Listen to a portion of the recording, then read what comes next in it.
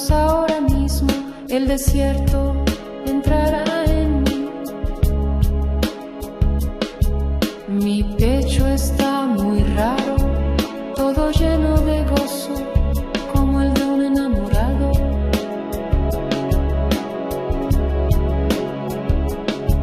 Qué poco hace falta para que venga como un beso, un abrazo,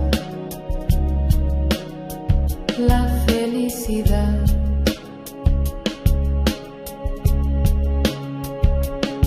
Solamente salir, que el sol te ame,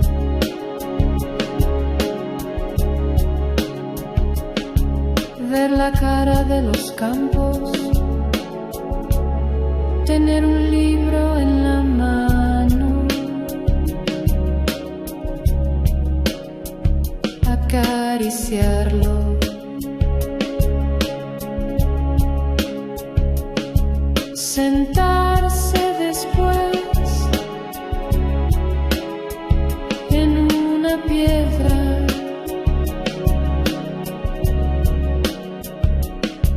leer versos en lengua aragonesa,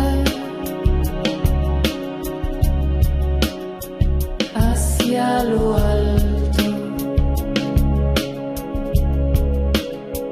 desde su jaula.